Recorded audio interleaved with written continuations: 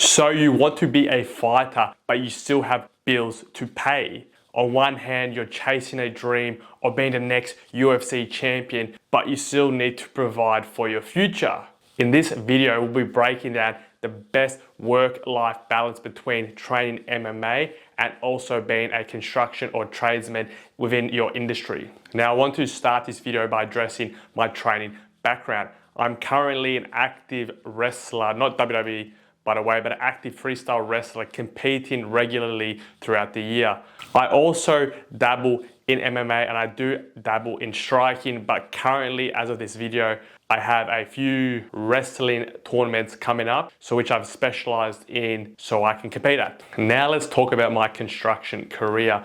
I'm currently an electrician that's been working in the industry for over 7 years now. I mainly specialize in commercial construction, but I've also dabbled in the maintenance sector and industrial construction.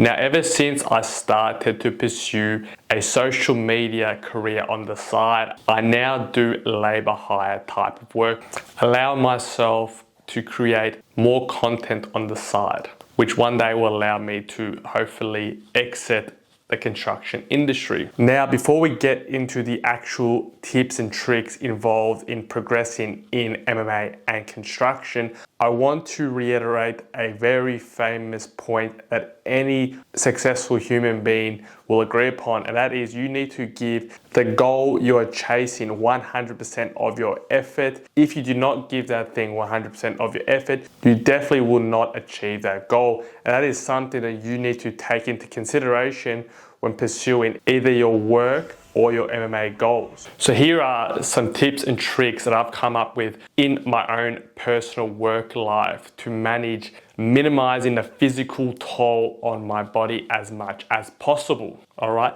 Tip number one is you have to actively use apprentices in your work. And what I mean by that is this, right? As a qualified tradesman, whatever you are, whether it be a carpenter, plumber, electrician, builder, tiler, whatever you have, if you have the opportunity to use a younger apprentice to do your work, right? And you can use this as an opportunity to teach the next generation of construction work on how to be a man, how to do your work, right? But this will also offset the physical damage to your body while working. Tip number two is you have to minimize the amount of overtime that you work, right? This is something that not every tradesman can afford to do. Most qualified tradesmen will reluctantly agree to these terms because they don't want to lose their job. But this is a personal question that you have to ask yourself is, do I want to earn more money? Do I want to keep this job? Or do I want to follow this dream as me to be an MMA fighter or someone that wants to pursue this physical endeavor while I have the youth on my side and the time in my 20s to accomplish these dreams or see how far I can take these goals. Now, the third tip, and this is in my opinion the most crucial tip out of it all, is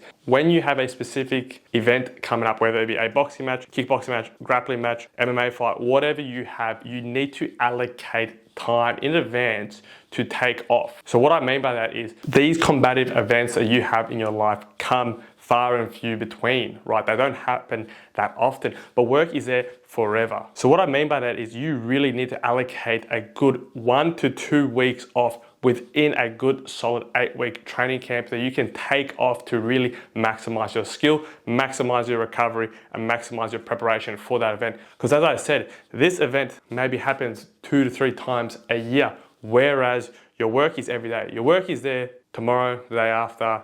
There's more companies, there's more types of work you can always do. But as a young man, you want to compete at your best and truest form of yourself to see if this endeavor is something that you should be even trying. Okay, here are 3 tips that you should look at when training MMA. Tip number one is you need to find a good quality gym, right? You are not going to be there 5, 6, 7 times a week. So when you do go to these gyms, you want to be maximizing the knowledge that you learn. And the best way for you to figure out if the gym is high quality is to see what type of competitors they are producing. Do they produce local level talent? Are they producing international level talent? Does the gym often compete? Does the gym often have access to regular tournaments? And yada yada like that. Tip number 2 is what I would call training maximizing, which is picking certain days to train, but instead of just training one class per day, such as just on a wrestling class or a jiu-jitsu class or a Muay Thai class, right?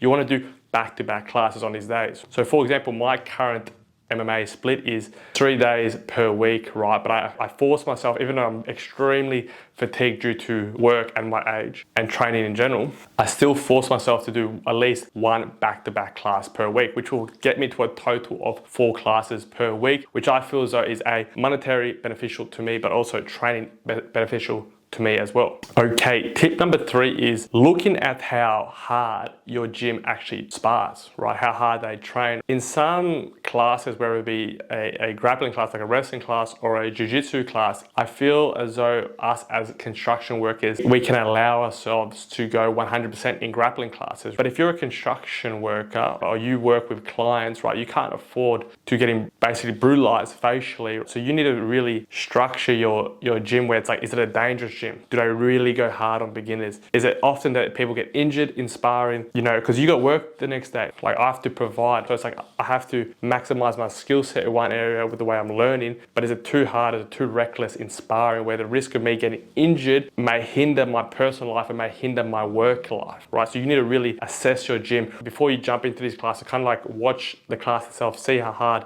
the sparring partners go, see if the coach is on top of things, see if the coach is assessing people's aggression within that class. Okay, I actually want to finish this video with giving some of my own personal pointers, and that is this, right? I think you should use MMA as more of a tool of self-development and keeping yourself healthy rather than chasing astronomical goals. Now, if you're watching this and thinking I'm just a hater or I am a nobody, guess what? You're correct. But as someone that is somewhat getting up there in age, I think I use MMA for myself as more of an indication of my health, seeing if I still got it. I like to grapple still, I like to spar still, I like to feel as though I'm in control of my surroundings. But in saying that, I'm not going overboard, I'm not getting brutally KO'd every week. I'm not waking up with bruises. I'm not waking up with staph infections every single week. But in saying that, if you have a goal, chase it. Never listen to someone on the internet. Johnny Stakos signing out.